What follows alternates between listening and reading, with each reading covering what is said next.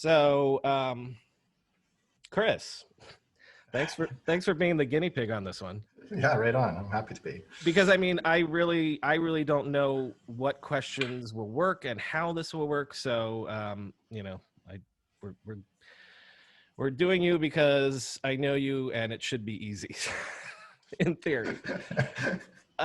So let's start here.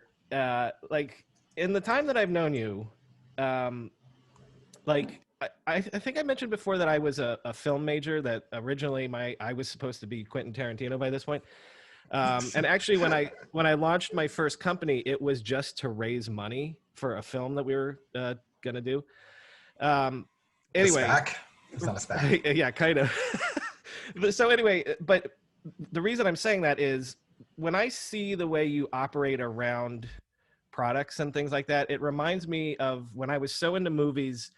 Like I couldn't watch them recreationally. I was always like trying to deconstruct what worked, or something was horrible. And so I couldn't appreciate the movie because, oh, you did all these things wrong or something like that. But like when a new product comes out or a new feature, like I saw that you just did a fleet about this, like, is it just like Christmas morning to you? It's like, I need to deconstruct it and put it back together. Or is it like, oh my God, look at all the ways they did this wrong?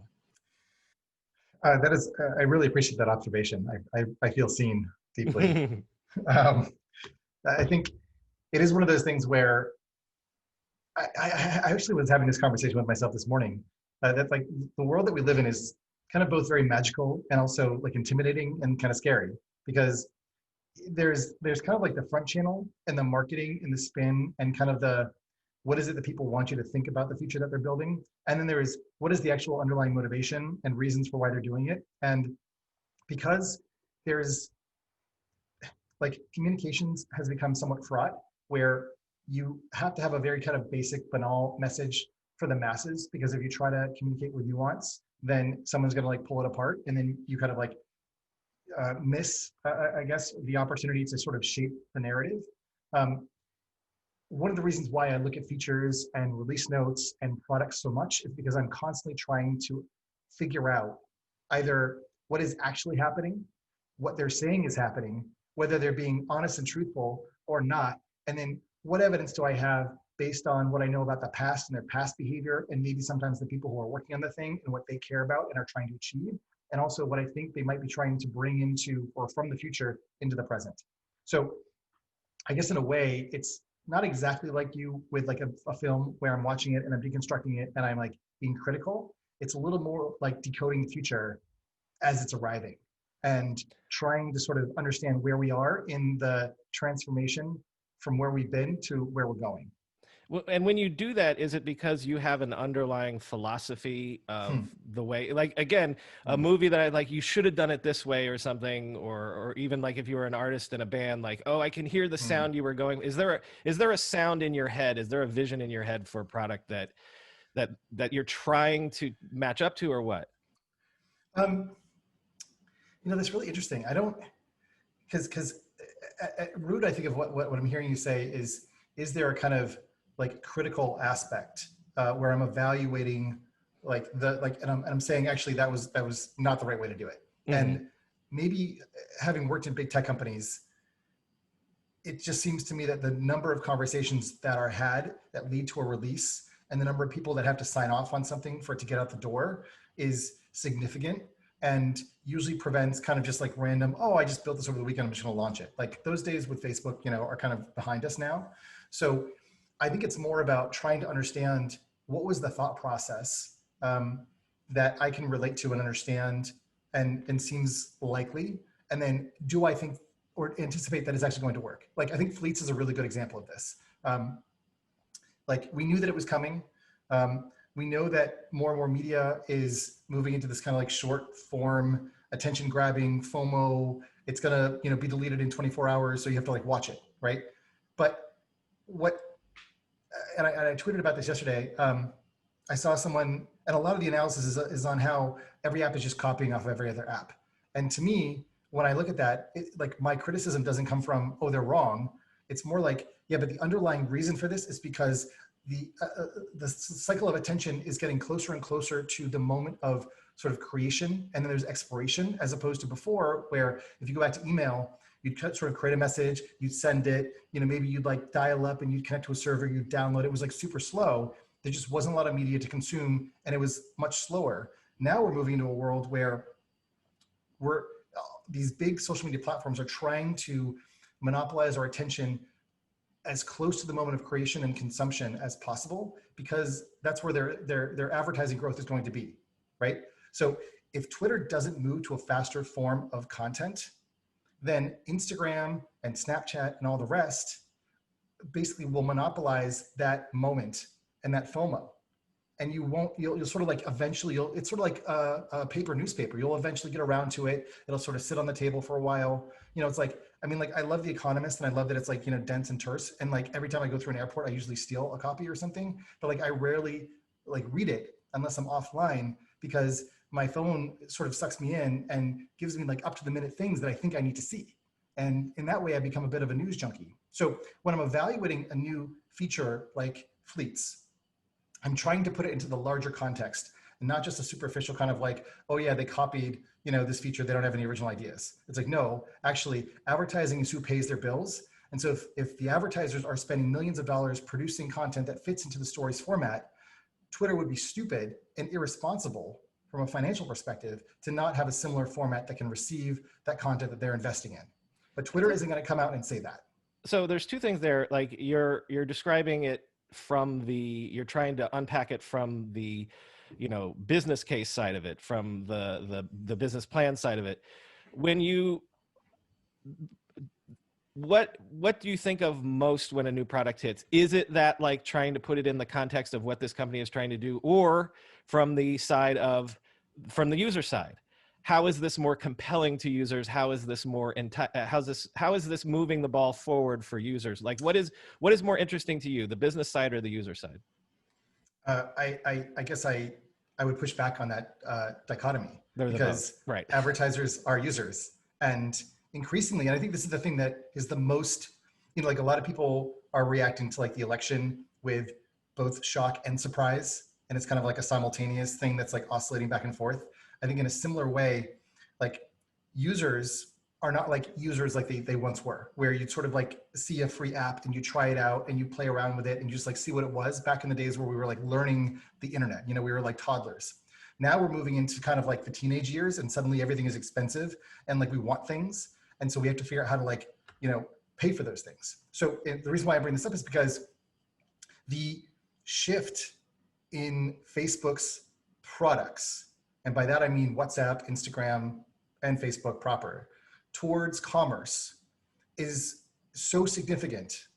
And the lack of seeming awareness in that like is blowing my mind. And I feel like, if there's like an underreported story in tech, it's that, and I said this before, and I was I think on a lot more on shakier ground, but whether Facebook is going after Amazon, I don't know, but the amount of commerce that is going to show up on Instagram, the fact that they just moved, Reels and the shopping bag into like pole position, and they've basically gutted the notion that Instagram is a place for photographers, is like a masterstroke in this kind of jujitsu of taking the momentum of that platform and moving it towards commerce. And it's amazing. I was on TikTok the other day and I saw a Walmart ad, which made no goddamn sense whatsoever.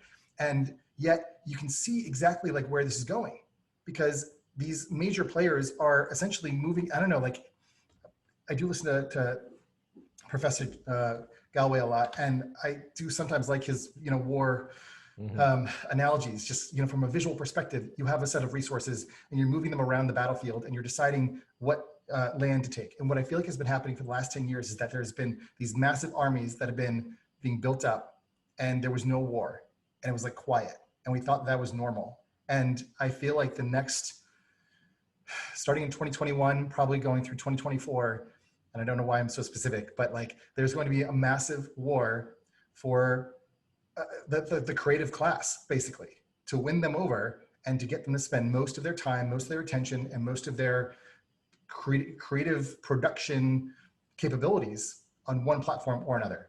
And the degree to which they can, generate calories from those platforms will determine which ones they stay at.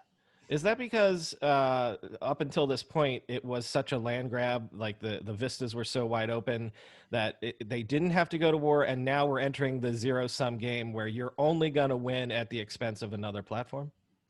Um, I mean, to some degree, I think it's also a matter of creators are really like we're being, and I say we, like I'm sort of tangential to it, like I'm sort of creative adjacent, I guess.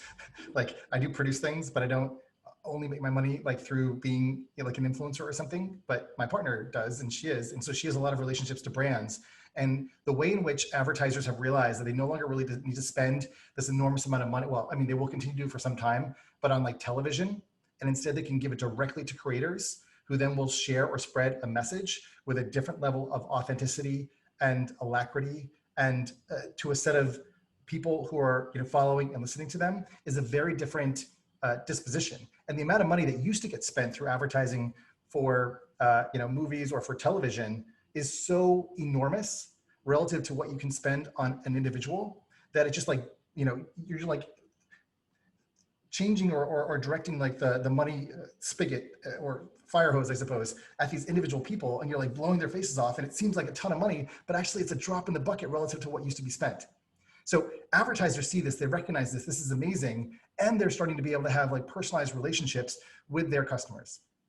So that is this whole new environment that now that there's kind of it's almost like a behavior market fit as opposed to product market fit, that is what is going to be mined, because living in the attention economy, the thing that is scarce is 24 hours. In 24 hours, you basically can monetize it to a certain degree, and then that's it. So you need more density of interactions, more density of content, more density of surface areas that have the ability to sell. And so this is why Instagram is moving this direction where Reels, not stories, because stories are almost too fast, too flippant, where Reels you spend a little more time on and you embed product tags in them, and suddenly that becomes a shopping experience. So instead of fighting Amazon on the sort of utilitarian kind of, it's a Walmart type walk through the hall, like the aisles and see stuff you like, Instagram is becoming more of an aspirational shopping platform, kind of cutting off Pinterest's potential and giving people the ability to shop directly from other individuals and people.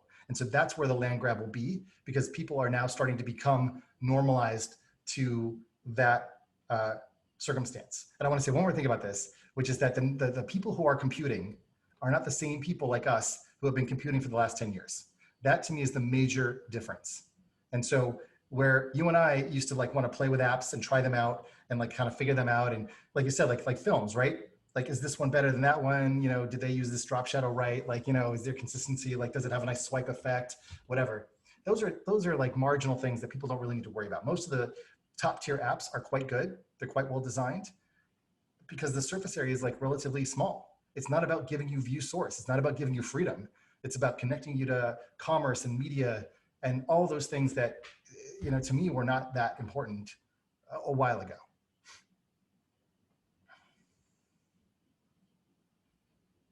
I want to bring in the listeners here for the first time, and I promised JC that he would be the first to ask a question, but he swears to me he doesn't have a question. So if he comes up with one later, but so Joe, you got the first one because I think that your question will play right off of what Chris was just saying. Yeah, Chris, thanks for being here, number one, and Brian, thanks for doing this. My question is, obviously the country's pretty polarized right now.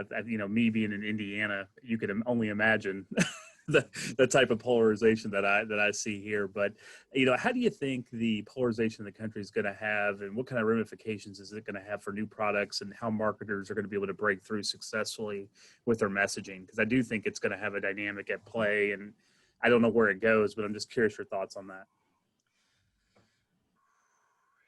That is an excellent question, and one that's going to be, I think, hard for me to answer in a way that I anticipate might be a little bit triggering in some ways, because it seems to me, and again, this is just what I'm observing, that there is a kind of information sickness that has taken over a portion of the population.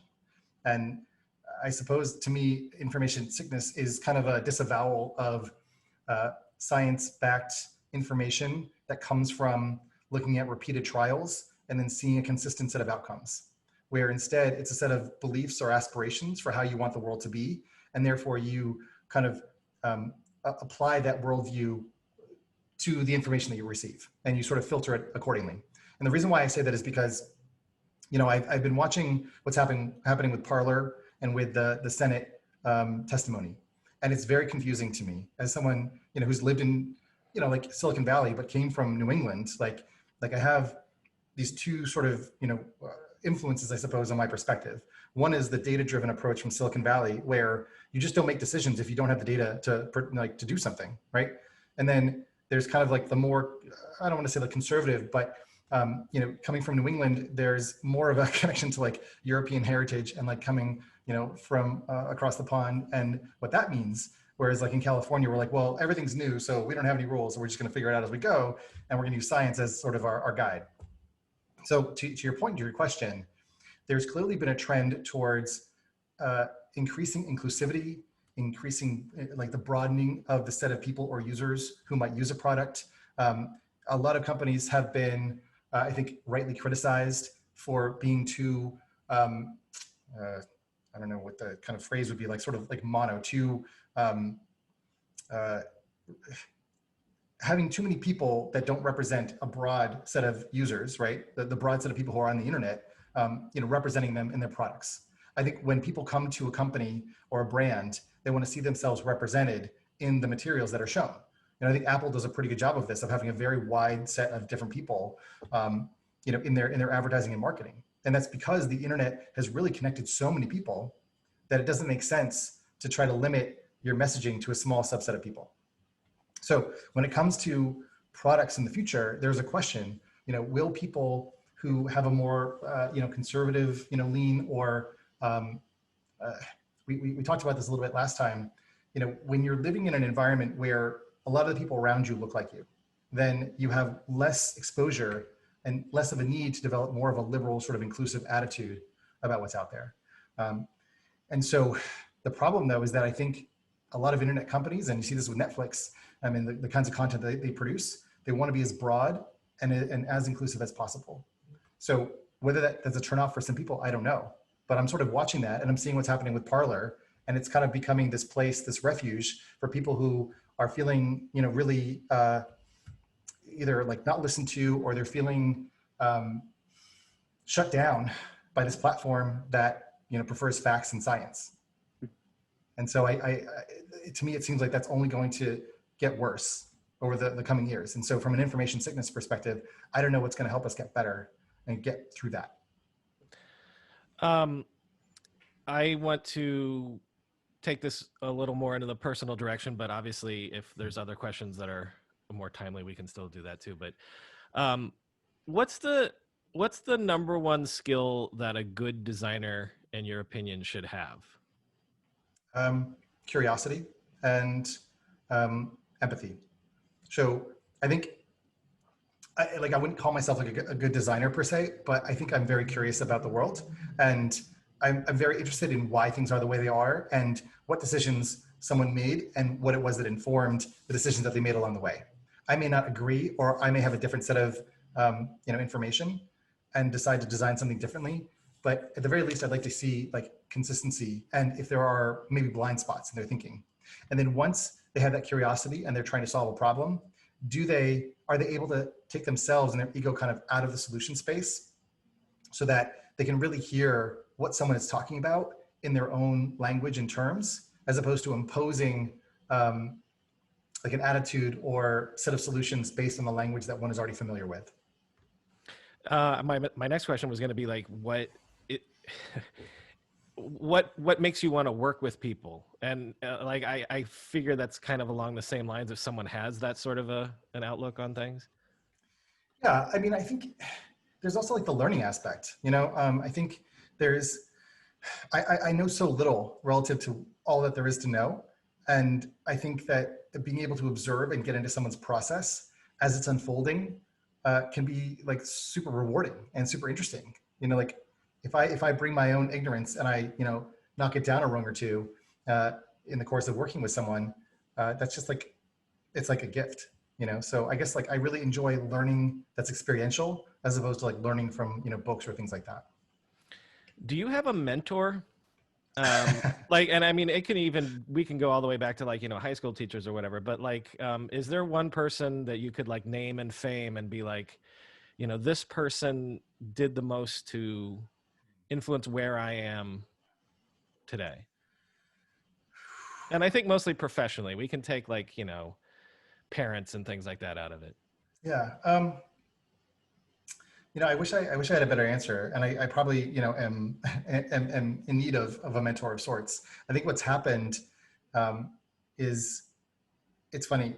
I tell my partner all the time that like I hang out with my friends when I'm not like hanging out with her, and my friends are my podcasts, and so I listen to a lot of podcasts. And so like I learn a lot about how people think through listening to them kind of either have interviews or conversations.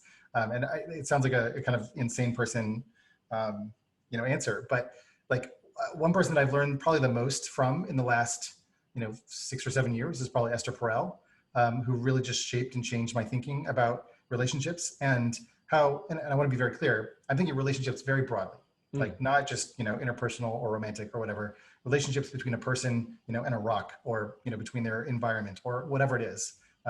I find that very fascinating. I find the language of relationships specifically really, really useful and kind of emancipating or freeing from the way in which we think relationships need to be based on past structures. This is kind of the stuff that I want these episodes to go into. Okay. For people who are not familiar with Esther Perel, Yes. give us some background and tell us what has been most influential. Sure. Well, so I discovered Esther Perel through her book, Mating in Captivity. And I believe I discovered this book around the time that I was opening my marriage, which then eventually became a divorce.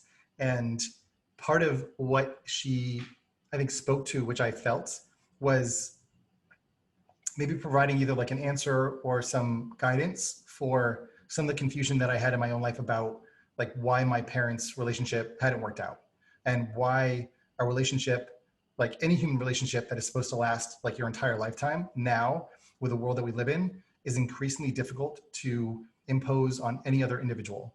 In other words, like marriage used to, the construct of marriage came about in a very different era and in a different period. Actually, I mean, like, this is like going back to like the conversation about product.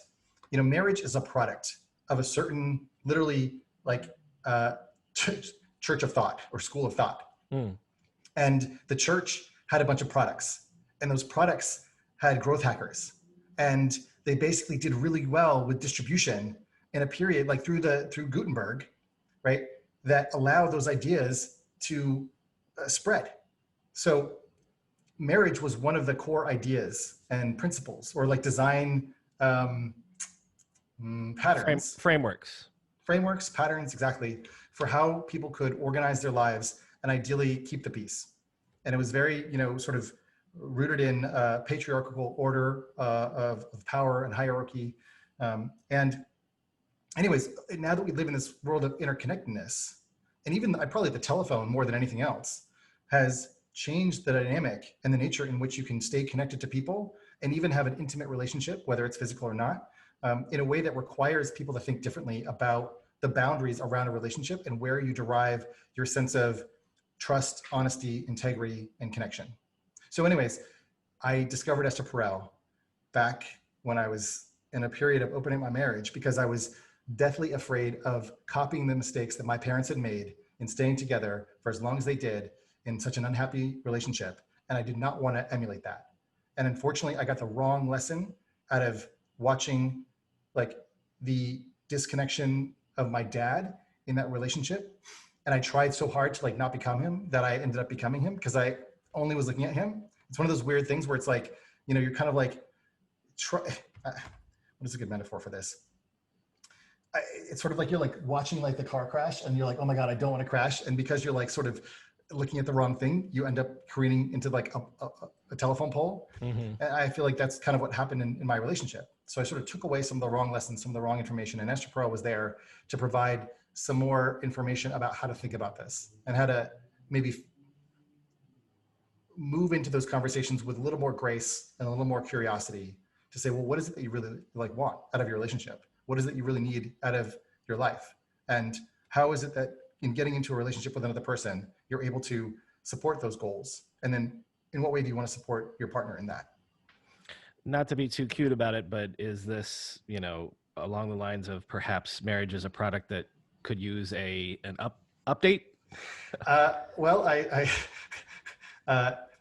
there's sort of a very both like embarrassing and humbling experience that I had when I literally wrote that in a Medium piece. And then I also said the same thing on CNN when I was interviewed about non-monogamy. And I basically was like, if your product is failing for 50% of the population or 50% of your users, you might want to consider changing it. And I think that both the institution of marriage and monogamy, which are two separate things, like to be clear, totally work for a lot of people, and they should. And I have no problem with them. And nor would I, doubt or take away like people's choice to pursue those relationships. Like you can have very healthy relationships. However, I think it's also worthwhile to sort of expand the gamut of what's possible and to think about other types of relationships given the environment that we find ourselves in, specifically the media environment. I sort of was saying, again, to maybe be a little more cute, that we've entered into the era of big dating where, you have all sorts of access to different people, different conversations, different connections that in a prior era would have maybe felt like infidelity or felt like cheating or something. And I don't think that those types of language and that type of judgment and the type of shame that was intended to correct those behaviors really makes as much sense in the current era. The threats to integrity are just different today.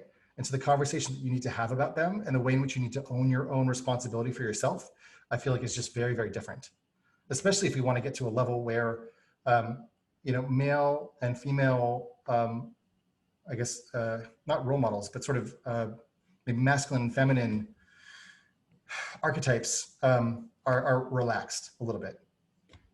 In other words, you can have your wife could be the breadwinner, or you could be in a gay relationship or something. It doesn't really matter. You can have a relationship with all sorts of different people. And can I ask, is it something that doesn't have to, you're not saying I'm set in stone now in the other way, it could be something that evolves at various points in your life. You might evolve back towards being strictly monogamous and things like that. It just depends. It's more important to be flexible for what works for you at a given time. It's more important to have the language to describe kind of where you're at and what you're available for and what you can provide someone else. And sometimes there's a period in your life, as I've gone through recently, where I needed to be on my own and I needed to date myself. And I wasn't any good to date anybody else because I was in a period of kind of restructuring and re-articulating how I felt about myself. And I think that's really important to be able to do, and to not go into that with sort of a sense of, self-hatred or self-shame, or I should be this or I should be that, because I started there and it wasn't healthy and it wasn't useful. So I'm not at all prescribing any one set of relationship types or styles or approaches or solutions. What I'm saying is the rigidity that we've had for the last 1,500 years doesn't seem to make as much sense in an era when we're more connected to more people than ever, especially people, outside of our local environment where we might have grown up, right? Yeah. So I just find that's yeah. The amount of, and the thing that I think really bothers me about this and worries me about this is that for people that bring in and inherit the shame or the assumptions from past eras or generations, they bring that into the current moment and they think it's okay, or they think that it's useful. It actually, I think, hurts us more, because we are dealing with a different set of stresses and a different set of interactions than our foreparents had to deal with. Okay, I said at the outset that this is an experimental one and we're going to bounce all over the place. So I want to bring in Mike to ask a question that's actually timely again, because this is something. Did I talk about Yubo today? Did you listen to today's show, Chris? I did. Yes. Mike, yes. Mike, ask your question about Yubo, the French social app. Sure. Yeah, I hadn't heard about it until the podcast, and I don't know much about it. But I just was generally interested in what Chris was thinking about other models for social. Seems like there's this paradigm of the broadcaster and lots of receivers, but I don't think a lot of people use Facebook.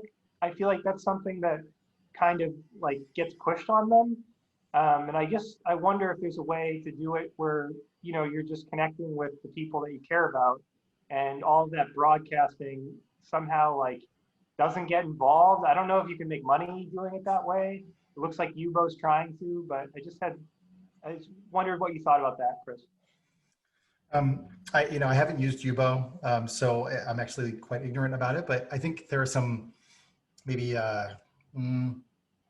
just like the way that I would think about it if I were approaching it or seeing it for the first time, and that would be first to recognize that there have been attempts in this realm before, specifically Path. Tried to sort of say this is a social network for 150 people, and it actually came from someone who worked at Facebook. I think Snapchat is a really good example that started out with that premise and promise. So what I would suggest thinking about this and evaluating it, and again, I don't know enough about the demographics of the people who use it, but that there is going to be a younger generation that grows up, and they are going to not only be like digital first, but like the idea that you even mentioned digital is kind of like, what do you mean? It's like air, you know what I mean? Like the first fish that became, amphibious, like they're like, what do you mean? Like water, like, you know what I mean? Like it just was like their normal state. So for that generation and that demographic, I think their experience of FOMO will be rather different.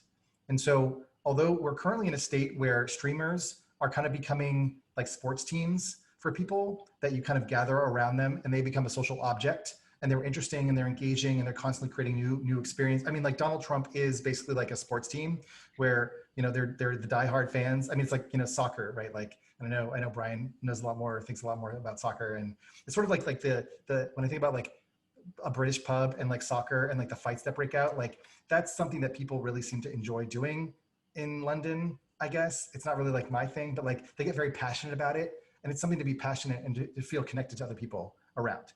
So anyways, all that is to say that these patterns of social organization repeat, and they repeat around different types of entities or objects. Sometimes those are inanimate objects. Sometimes those are stories or movies. Sometimes they are people. And so what's happened with media is that any one individual who happens to be hilarious and super funny, but they're like totally disconnected and in a remote part of the world, suddenly they get connected to the internet, and now they have an audience that they never would have had elsewhere. And you see this with TikTok, where it's sort of like, the micro influencer or something like that. So we're in this phase where that's like really fun and engaging and interesting. But it seems like the phase that comes after that is sort of like it's fun to like go tune into like those little like, dramas that are going on or something like that. It's not like terrestrial television per se, or sort of time-bound television that, used to exist where it would sort of go out to everyone and everyone have the same conversation. Now, not only do you get to like choose your influencers that you want to see on a regular basis, but you start to create smaller groups of people that you want to interact with on a regular basis. And you want to have deeper, more intimate connections. And the reason why I say this, there's this Gen Z mafia that exists on Twitter. Mm-hmm. And I don't know that much about it, but I've seen a couple other things. They did this thing during the Black Lives Matter movement where they were talking about this new app that was coming out, where the name of the app was, I think it was an eye, lips, and an eye as emoji. And mm-hmm. Anyways, it like blew up. Right, I remember that, yeah. Yeah, right. And so they basically punked the internet. And anyways, then they like turned it into like a fundraiser and yada, yada. But the point was that there was a small group of people, sort of like what I imagine Yubo might be about, where they're coming together on a regular basis, and they're just kind of like, that is the new mall. That is the new kind of hangout. And it's normal to be there. It's normal to come on video. House Party was doing this before. So I'm trying to answer your question in a way that says that the preciousness that we feel about certain types of advances in digital media technology that many of us have gone through and experienced, and we feel like this is important to get into like this podcast and like do this now. I think people do this like every day, and it's normal. And so that is probably where the opportunity lives for that type of product. Just a reminder to everyone that's in the chat here, if you have questions, put them in the chat and we'll get to you. I want to make sure that we hit Product Hunt, because I feel like that's something that you can give a lot of advice to people that are listening. That project that you were working on for Product Hunt, is that live, or can we even talk about that? Yeah, tell us about that, because I know you're working on that just this week. Yeah. So yesterday was a big launch day for me. I don't have that many launches, and it's been really interesting because there have been a few products lately that I've become part of the story of, which I wasn't really anticipating. But as a result of doing the hunts that I do, I offer these super pure consulting calls. And essentially part of it is just kind of like trying to understand, again, taking this product lens and listening to the problem that someone wants to solve, the pain point that they've understood, and then trying to really empathize with their target user and thinking through whether or not they've really achieved that with whatever it is that they're producing, whether it's the product side or whether it's the marketing, and so on. And then we take all those things up and we bundle them together, and then we present them to the product hunt community, which I think of as the Olympics of product, that sort of happens every 24 hours. And I help them, like I become like a product coach. I'm like a product therapist. I'm like, okay, tell me what's wrong. Tell me where it hurts, and I'll tell you, like, is this a relationship with your mom or your dad, or like, whatever. And we'll go through it. So what I realized as of this year, because, with shelter in place, I'm not traveling, I'm not giving talks anymore, that I could take all this free advice, frankly, that I've been giving to people and start charging on a consulting basis. But then I was having a lot of the same conversations over and over again. And I was like, well, okay, clearly there's a need for just kind of a basic orientation to product hunt, to what it is, to its history, to how it got to be the way it is, and also how to communicate clearly about a product to this audience. And so I took up, I've done over 150 calls this year, and I took a lot of those insights, and I've also done over 2,500 product hunts on Product Hunt, and took all my insights from that, and I'm building a course. And so yesterday I launched the course, and I also launched with my friend Melissa, has a company called eWebinar. And what's cool about eWebinar is that it essentially is it's like taking like a recorded video and then adding in moments throughout the timeline where different interactions will appear. That could be a quiz or a poll or a question or send a message or things like that, so that the person actually feels like they're having like more of an interactive experience with like a webinar. And Melissa built this because she was in sales before, and she probably did like 3,000 calls and got just, totally burnt out by having the same conversation over and over again. And I can see this happening for many of us who learn something and then want to share that knowledge with other people. So how do you sort of capture and distill that knowledge, make it available to a broad audience? How do you then create sort of an interactive experience of it, so that based on someone's relative experience or exposure with the thing that you're telling them about, they can ask questions, they can move at their own pace. So it's a bit of an education thing. And then how do you then, produce and sort of disseminate that? So anyway, so we launched the webinar for the course, and then the course is a whole nother thing, which is the thing that then you can do on your own time, and has like a bunch of resources that help you figure out Product Hunt and then nail your launch. So I can get that course on eWebinar? So you can use eWebinar to learn about the course. Gotcha. And then if you want to spend money, then you can buy the course. And I'm happy to provide those links. That information will be on my website as well. Well, and actually remind me to do that, and I'll put them in the show notes. And not to steal the thunder from it, but just for shits and giggles, what's the number one thing that you see people doing when they launch on Product Hunt that you're like, please stop doing this? Oh, wow. Maybe it's, okay. Oh man, there's a whole bunch of them. There's sort of like, I have my checklist now. Okay. There are a couple things. Yeah. I think probably the most important thing is that the maker comment is like really important. And this is your chance. It's like a blog post to describe what it is that you built, the problem you've solved, who you're solving it for, what insights you've learned along the way, why you're doing what you're doing. On the one hand, it's very limited because it's text. And that's why I think eWebinar is cool, or any other video that you record that kind of like, gives people a sense of who you are and why you're doing the thing you're doing. So I think the maker comment is incredibly important, and a lot of makers just kind of like throw it out there and they don't really think that much about it. The second thing that I see is that in the gallery, there's two tips here. One is, so the gallery is your visual way of describing what the product is and telling people what it does. A lot of times people will just take the screenshots like from their App Store listing, which are oftentimes vertical screenshots, and they don't look good, they don't make sense. And then the screenshots themselves are like these little piddly, like unreadable kind of like little stupid things. And you're like, oh, why did you do this? Like you're hurting people's eyes who are looking at this thing. So you need to create content that is specifically like purposeful, like towards Product Hunt, and where each slide has very clear legible text and it says one thing and one thing only. So those are the two things that I think I look for the most. Oyabo, I'm asking you to unmute because that's a good question. So go right ahead. Hi, Chris. Thank you for doing this. I appreciate it.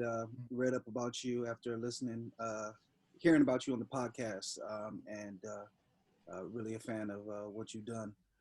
My question is there a particular social media website besides Product Hunt that you think is like a good place, an untapped place to launch products. I remember when flash sales websites were a thing, they really took advantage of the way that Facebook was structured, and then Facebook kind of cut off that tap. Yep.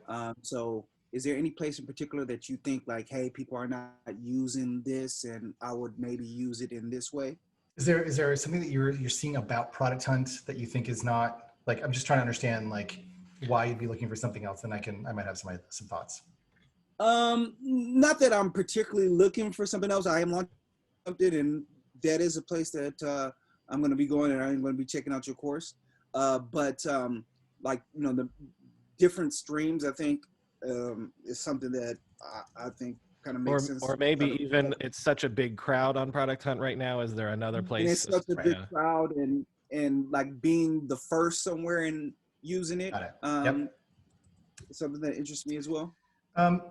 Yeah, I think so. The reason why I was asking for clarification was because it kind of depends on your intended audience. And Product Hunt, again, being like the Olympics of product, is going to have a bunch of kind of product Olympiads, in which case the people who are going to use your product are probably PMs or possibly investors or people, you know, who are like kind of like either in or adjacent to tech, and they're looking to try new things, right? Whereas if your audience, you know, I mean, it's interesting. I launched a Friends app on Monday called Plant Parenthood, which is basically like an app for keeping track of your plants and making sure you water them. I imagine that there are some people on Product Hunt who use plants, but I would say long-term, that wouldn't be like the growth strategy for getting people to use that app. I would think that maybe Houzz or Pinterest or Instagram would probably be better for that. Now, those are obviously also kind of tapped out to some degree. But if you're building for like makers or indie makers, there is Indie Makers, which is a site. My friend Ben Tossell has MakerPad, which is for kind of people in the no-code space. You know, even like it's been interesting for me to be in this On Deck community, I think, which is beyonddeck.com. It's sort of this community of either soon-to-be founders or ex-founders or people who are kind of between, like they're considering what they might want to do next after spending, you know, 5 or 6 years at, you know, Twitter or Stripe or something. And so it's a safe community of people to sort of come together and you know, launch and try things out. So that's not the kind of AppSumos of the world, which is kind of what you're describing about, at least historically. It's not like this big mass untapped, you know, market. Like that to me feels like all the new media formats that just launched have a lot of potential to figure out what kind of content works within them. So Fleets, right, is kind of a piece of shit right now. Like it's definitely not better than Snapchat. It's definitely not better than Instagram. It's not really better than any of them. And so you're gonna have to have someone who, like, maybe it's inspirational quotes, you know, from like Gandhi or Alan Watts or whatever. And that's the stuff that people love there. Like, I don't know, you know, like, so I would just be looking for new mediums on big platforms where people are trying to experiment and try things out. And, you know, like I would say, I love Gary Vaynerchuk, and he's like a friend of mine, and I got him on Twitter back in like 2006, but like he is great at basically jumping on every medium that comes out and really trying to like figure it out.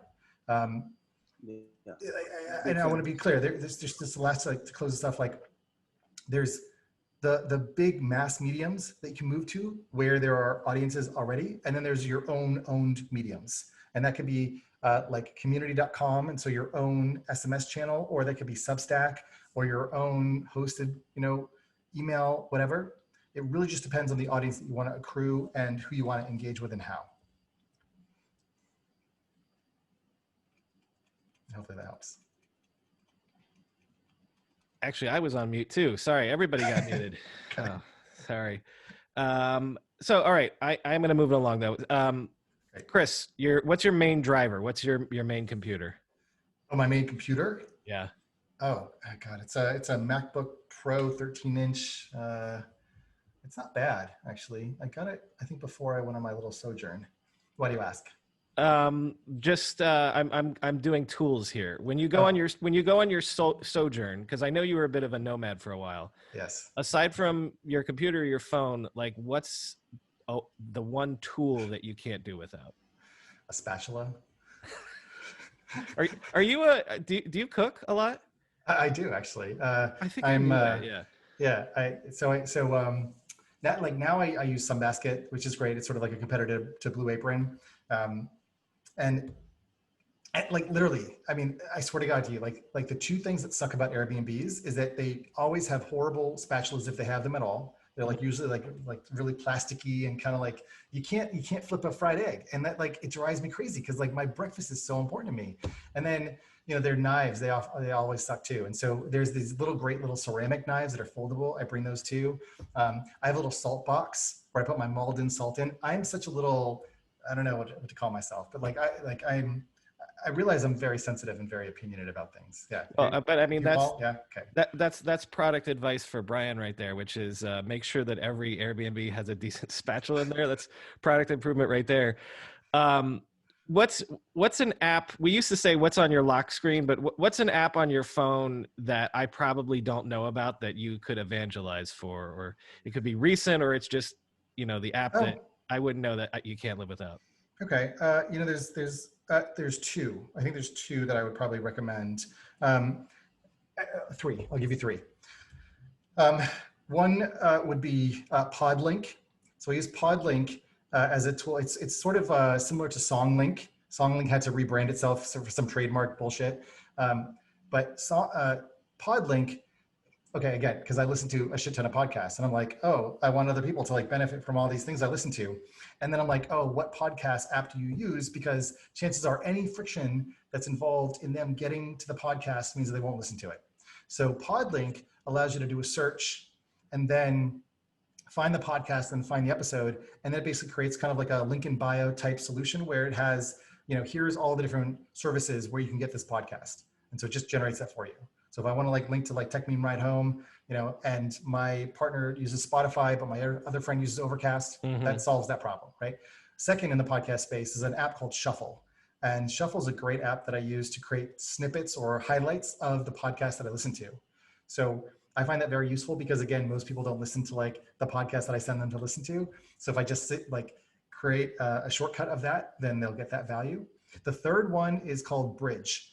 And I don't think it's out yet in public, but it's brdg.app. And I use it for intros. And so I'm a person who likes to make a lot of intros. It's funny when you ask like, what is my driver? I thought you actually meant like what motivates me. And I'm like, oh, to be useful. And one of the ways in which I'm useful is to connect people that should be connected who are doing similar or adjacent things. And Bridge allows me, one, to put people in contact. And then two, what it does that I haven't seen any other app do is it will send a follow-up email to each party and ask for feedback about how the introduction was. And so that's useful for me to learn more about that. Richard's up next because I was just going to seg into like ideas about, or advice about careers and professional stuff. So go ahead, Richard, you should be unmuted. Thank you very much. Thanks, Chris. So my idea, or what I'd like to pick your brain is people that want to maybe start a startup, right? They have the fantasy, but then because of limitations, because they need the income or immigration, in my case, for example, right? I'm in a job visa and I need to keep my 9 to 5. And then it becomes hard to do it after work and then on the weekends. I mean, if you really want it, I guess you can do it, right? But sometimes you just get comfortable. And I love my job and I learn, but I do have this fantasy of someday starting something, And so I don't know if you've heard stories of other people, like how do they do it? Or do you set yourself some time or any advice on that, right? Like people that want to start a startup, but need to keep a 9 to 5. It's so tough because it really, I guess I kind of look at like what are they called when there's a bunch of stars in alignment? They're called constellations. Thank you. Yes. So if I were to provide advice, it would be to look at the constellation that person is in, whether it's with their personal relationships, whether it's with family, if you're a parent or not, if you have, you're a parent to plants or to dogs or whatever animals, children, any of those different things. And then also kind of like, what are your personal goals in terms of, or needs even, and maybe, do sort of an inventory or documentation of that to see like why do you want to do this other project? Like, what is motivating you to do it? Is it just that you want to have a side project? You want to have a side hustle? Is it that you're bored? Is it that like you want to work with other people? Or is it that you want to make more money? Or is it that you want to like choose your own adventure and, not work for anybody else? Like there's all sorts of different motivations and reasons, right? Like it sounds like, at least with what you described, you have something that's, pretty comfy, pretty comfortable. And it's not just based on the like horoscopes and signs, but our personalities are kind of set based on kind of like when we were born in the year. I'm a Capricorn, and so like I tend to really like want to make things happen and get things done and to manifest them, but I'm also like incredibly distracted. And so I feel like I'm probably like a horrible example to emulate, and yet I still live my life and I'm still surviving. And so there are at least some lessons in there. The reason why I say all this is because you may have this like comfortable life and it's good, and you may feel like, oh, I made it or something. The question then to me, again, based on, this is where I get into like the like astrological stuff, is how would you feel in 5 years from now, looking back, if you didn't actually make a change? And depending on your disposition, you may be like, well, whatever, I just need to get done what I need to get done now, and I need to like keep that going. And so then that type of thinking doesn't actually work for you. But for other people who are able to be a little bit more of like dreamers and to think about, yeah, actually 5 years in the future, if I haven't actually left to do my own thing or haven't started, I'm probably even less likely to leave, because now I'm actually like really responsible for some kids, or I'm really responsible for my partner, or like, wow, my parents are like, in the situation. So to me, I feel like it's trying to get a proximate sense for how reality is going to unfold for you, and to anticipate that and think about it and really put yourself in that situation, and then almost work from a position of regret or loss. And so that's one approach. Chris, I'm sure you're aware, but listeners, if you're not aware, there's that famous regret minimization framework that Jeff Bezos used to decide he was going to start Amazon. And obviously, that's like going all the way to the stratosphere and using an example. But I mean, that's literally, I think his quote was, when he left, he was making good money on Wall Street. He was working for a quant firm. He could have been a billionaire at this point from starting a hedge fund or whatever, but the internet came along, and his regret minimization framework was, I will always regret it if I don't check out this internet thing while it's new and hot and things like that. So that's one way to think about it, is if I don't do it now, am I unlikely? I say that to people about having kids when they're like, is it the right time? Is it the wrong time? And at least for kids, I always say there's never a right time. But if you put it off, you could never do it. And it's almost like, look, you got to let life happen sometimes. I don't know. Yeah, I think so. So again, like on that front, it would be very, I think, regrettable, at least I would think somewhat universally, if you are responsible for a family or for other people, and you shirk your financial responsibilities and you let everything go and it all crashes and burns. And, it's one thing if you're like a solo person and you can like go move in with your parents or your siblings or a cousin or, whatever. But if you don't have those obligations, then just like in the Bezos case, it's like think about what is holding you back, and whether it's fear or whether you want things to be into like this perfect situation. There is none. There is no perfect situation, whether it's for kids or whether it's for starting something new. It's really just, what is the thing that you did today that moved you closer to achieving that outcome or goal?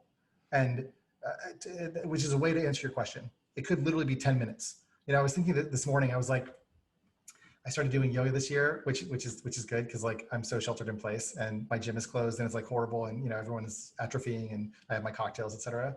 And I was like, if I just spent 5 minutes every morning like with a kettlebell, like I'd probably get like a really nice booty. And granted, no one like would really appreciate it except for me, but nonetheless, like 5 minutes of a kettlebell every day gets me much further closer to having like a nice booty than not doing 5 minutes a day.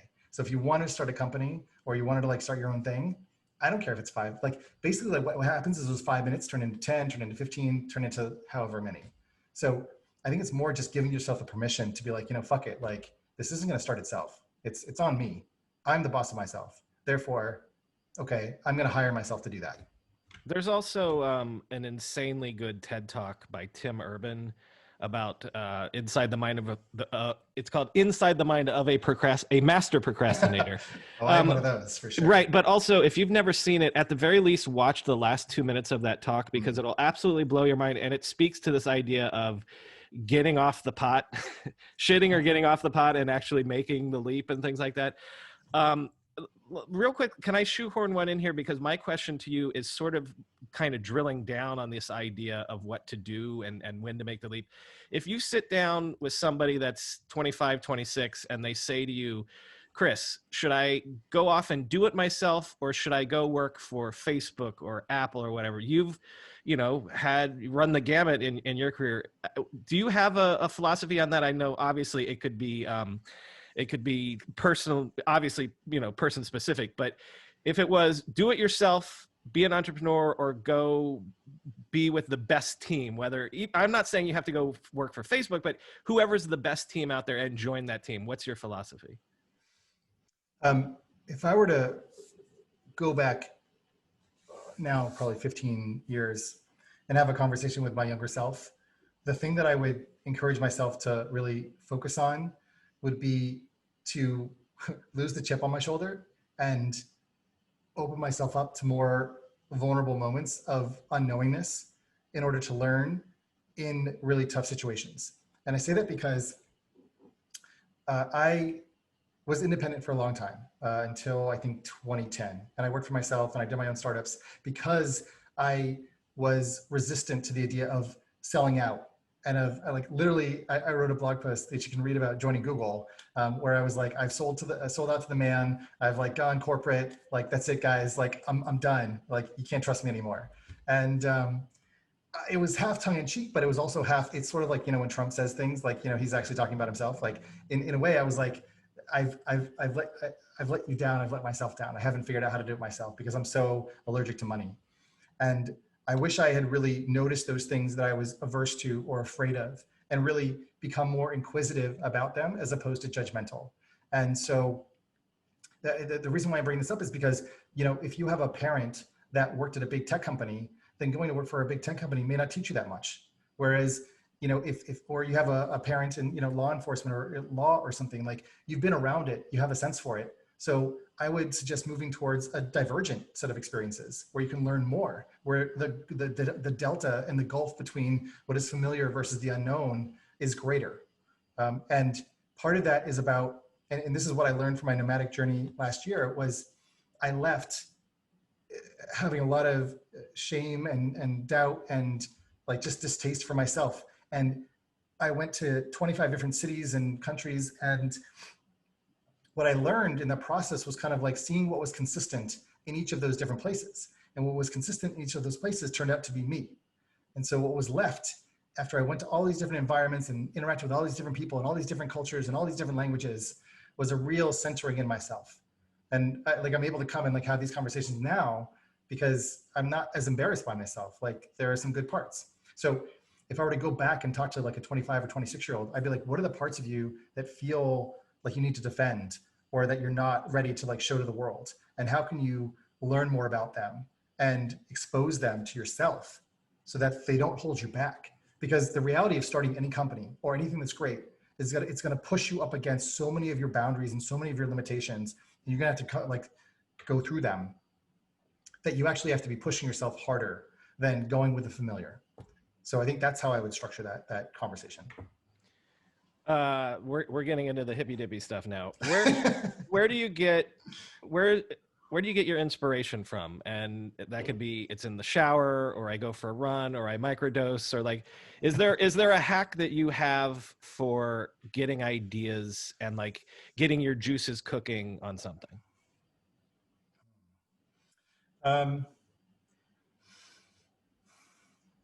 I mean, in some ways, like psychedelics have been very useful and great, in a way, because they allow me to see my thinking and to see the rigidity. Like some of the things that I've talked about so far in terms of relationships, I find when I previously have used them, it's kind of like, pulling I want to say a blueberry bush like out of the ground and then like shaking the dirt out of the roots. That's kind of what happens. And then you see kind of like the amazing structure of what's actually there, as opposed to all the stuff that's kind of barnacled on over time. So that's been very helpful for me to allow me to let go of certain thoughts that I thought were very important and were quite, like, I think, rigid. And it's, again, given me that sense of grace or forgiveness when it comes to being like, oh, wow, I was actually really wrong about that. Like, I really need to like learn new things about this. But that isn't something that like is like a regular experience. It's something that has been an experience. Otherwise, like I said, I mean, I have my friends, and my friends are the podcasts. And so I learn a lot from all sorts of different sources. I just like to observe. I like to see people. I like to like see people doing things and try to figure out what's going on. Along those lines, what was the framework we came up with for this one? It's not to inspire you, but to maybe keep you grounded or calm you down. What were the choices? Exercise, meditation, chemicals, legal or otherwise. What do you do to stay level or relax? So as maybe you can sense, I'm a very cerebral, verbal person, and I spend a lot of time in my mind. And one thing that my partner has really taught me and helped me to become more aware of is to do a better job of embodying like myself. And that might mean going for a walk or cooking or using other aspects of my sort of embodied intelligence that don't really get used when I'm in like sort of like the information field and like, you know, working with things and, you know, doing the whole Minority Report, you know, type of like matrix experience. So I think it's that. I think it's when you, I had this experience last night where I probably had one too many 2 drinks, and because I got this amazing new Monkey 47 Distillers variant of their gin that just came out. Mm-hmm. And anyways, I found myself getting angry on the internet, and it normally doesn't happen because like, you know, I've done some meditation and I'm kind of like self-aware and I'm like, oh, right, I'm becoming an asshole. Like I probably should step away. But I wasn't stepping away. And I just kept like getting more and more angry. And I know this is going to sound so trite to you know, people listening, but I posted this tweet about these people that have reached out to me to try to get their mononyms on Instagram. I saw that. Yeah. And I was like ready to like blame and shame and say this whole thing's fucked up and stupid and I want to burn the whole thing down. Cause I'm like, why do you motherfuckers keep coming to me like to ask for some bullshit where like you want these like usernames that mean nothing to nobody anywhere? Why are you spending your life on this? And why are you talking to me? Leave me the fuck alone. And I got really angry, and I don't normally get angry. And like, I realized that there are certain things that really trigger me, and I don't like being lied to. I don't like bullshit. And I just want you to fucking own up to what it is that you want. And if you want to make some money off of your goddamn stupid usernames, then just tell me, bro, like I can make 500K off this in a minute. You know, like I just need to use you to get to the people that you know so I can make that money. I'm like, cool, like fuck off, but no, like, but trying to come at me and like, oh, like my girlfriend's account got compromised. And so what can I do to like, you know, I'm like, you know how many requests I get like that? Like, anyway, so to stay level, I just like get back into my body, chill the fuck down, just like shake it out. Does that mean unplug? Do you ever unplug? Yeah. Actually, I'm actually, so I will say that one of my secrets is going to Hawaii. Hawaii is a great place for me to go, where whatever it is with the time zones, the world has kind of gone to sleep, and I just don't feel any need to like stay up to date with everything. When I'm in the Bay Area and I'm in San Francisco, it's a competitive place. And I feel like everyone's like, it's just like the energy, like it's different than New York. New York's kind of like a Coke environment, whereas like the Bay Area is kind of like, oh, like let's figure everything out. And yeah. be, you know, and so on the one hand, like I kind of thrive in that because I love that, because I love like being in my mind and I love being clever, but it's probably like not super sustainable. So I do go for a walk every day. Like I said, I do some yoga. Cooking is very important to me. So I break up the things that I do. It's not like I'm just like on the computer all the time. I feel like that would lead to a very boring version of myself. And I'm already spending a lot of time, you know, kind of in this world. See, I've come to peace in the last few years with the fact, especially with doing this show, that I never unplug. And I don't know how you do it. Cause like, and that's okay for me.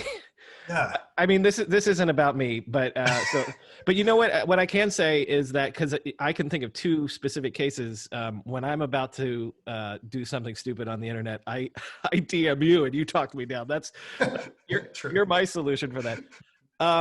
If I forced you to tell me a book that you insist everyone should read, and it could be a design book, it could be a philosophy book, it could be a life book, it could be Catcher in the Rye. I don't care. If there was one book that you would, if you were king of the world, you'd make everyone read, what would it be?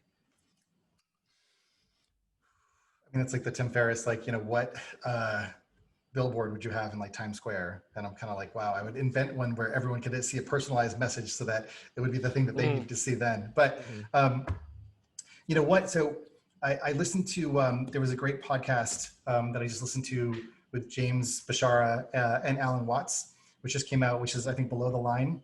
And it was like really, really clever. Like he basically sort of anyways, you should go listen to it. We can drop the link.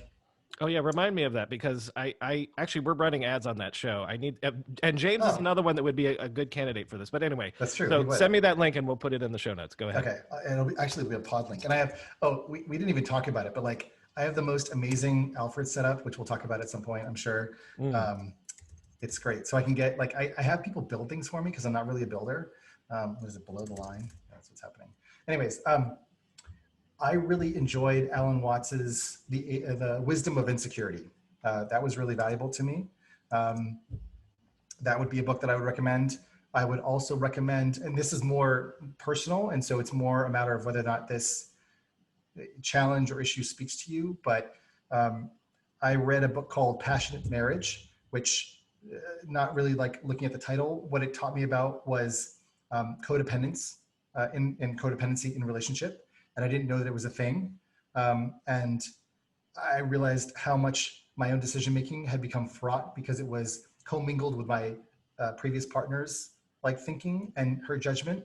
And that really stifled my individuality and it led to a lot of fights. So that was a very like freedom enhancing book to realize that what you want to aspire to in a relationship is interdependence as opposed to codependence.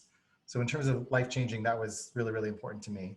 Yeah, I mean, again, any of the Esther Perel books I think are great, whether it's Mating in Captivity or State of Affairs is really great. All of her podcasts are great. I do have a reading list about, like non-monogamy and whatever, but it's more just like, explore those topics as opposed to, again, be dogmatic about, anything. Like if you're in a monogamous relationship, awesome. It's working, awesome. Like I 1000% support that.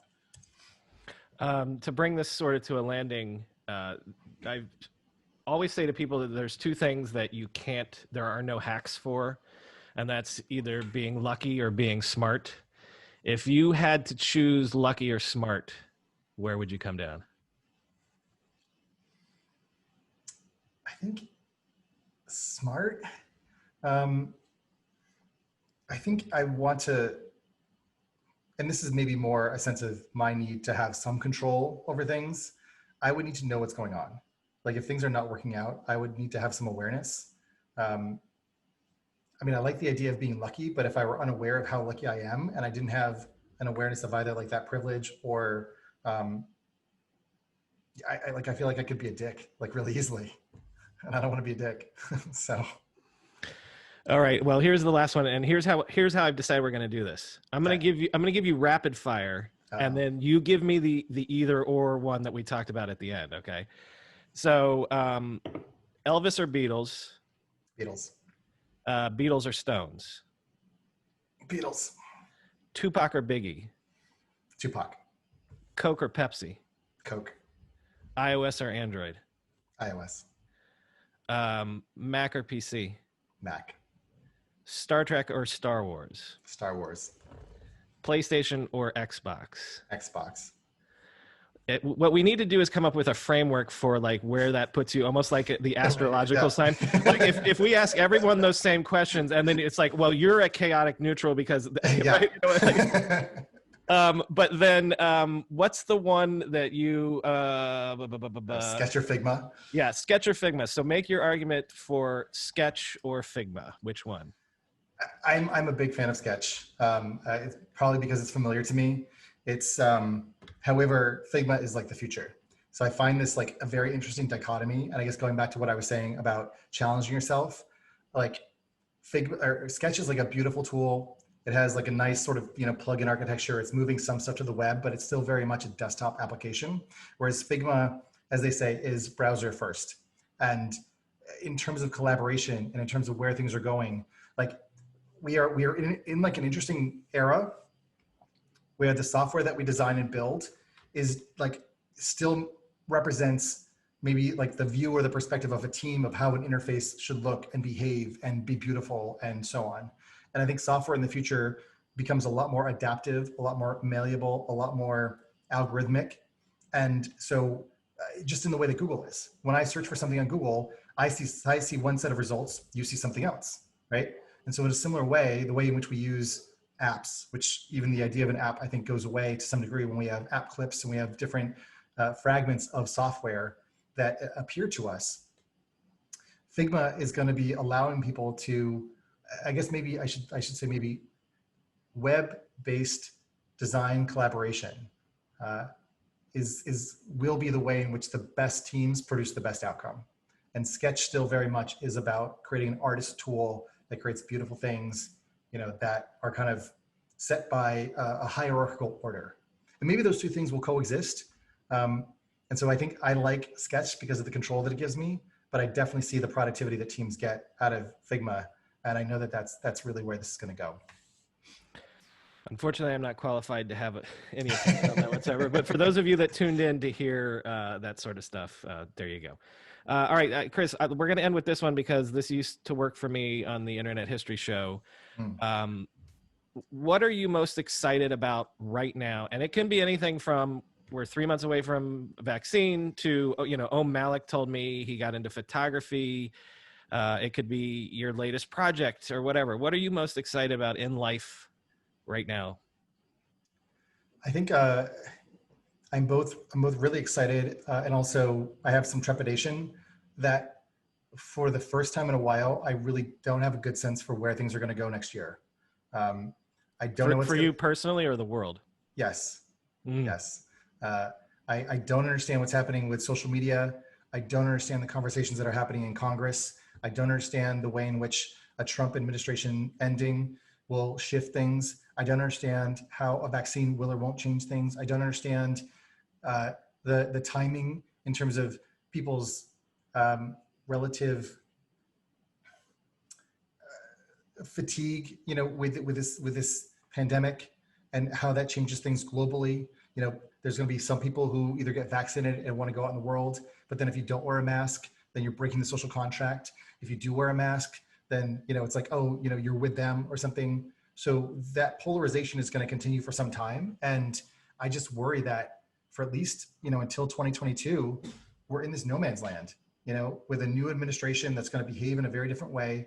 And so on the one hand, I'm very excited because that means there's a lot of really interesting, promising things that can happen where different voices that have different perspectives can come to the fore and help us through.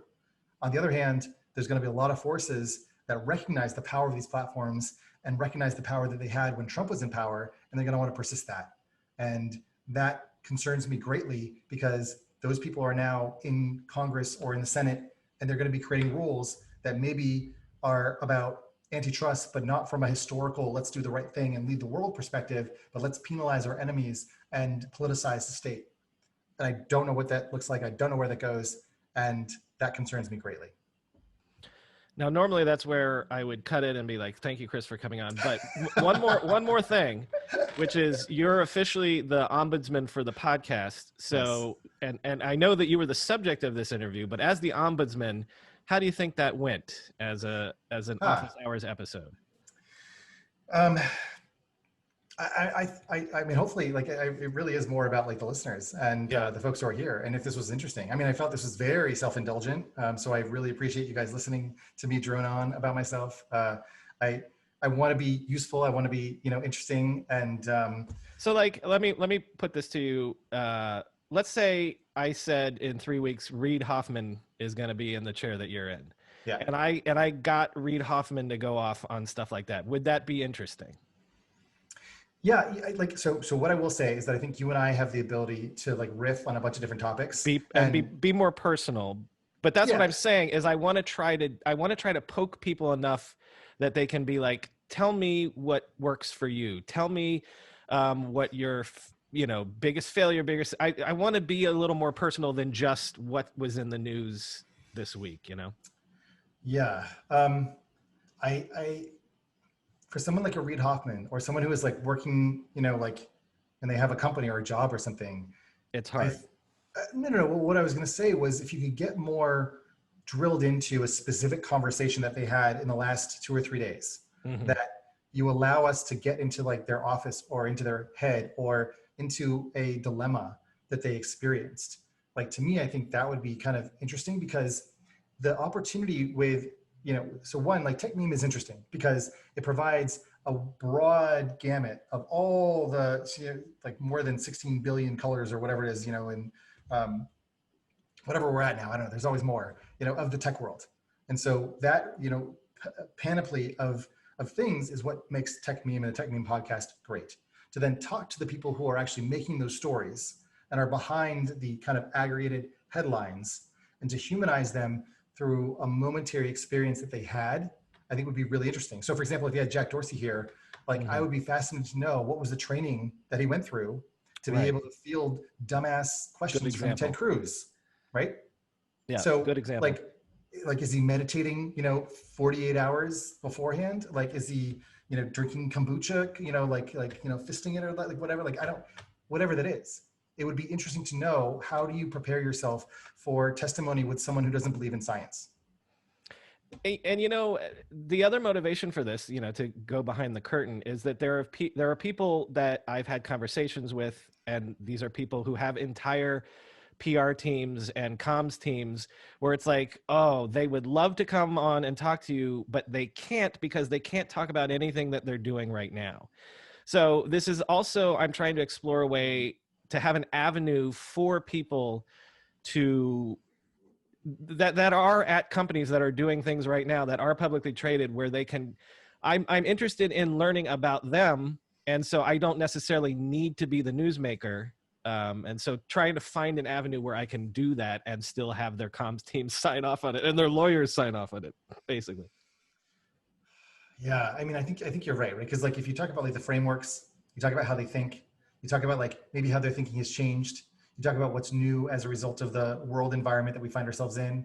Those might be safer areas than specifically what they're working on or plans or Or also, and this too, like getting them away from the PR speak. Like there are certain questions that I can ask any certain very powerful people where they've got pat answers down. So I'm not going to get anything other than so I'm just trying to find ways, not to ask them safe questions, but to ask them questions that are off the beaten path that might be a little more revealing without getting them into trouble, I mean, I think part of it is maybe also tapping into the way in which they envision the future and why they envision it that way. Right. One of the questions I think that I've been hearing lately on some podcasts is sort of like, if you had a magic wand to change this one thing, then it would be X. Or if, what is the one thing that people misunderstand about your business or about, your action over the last 6 months, or like things like that.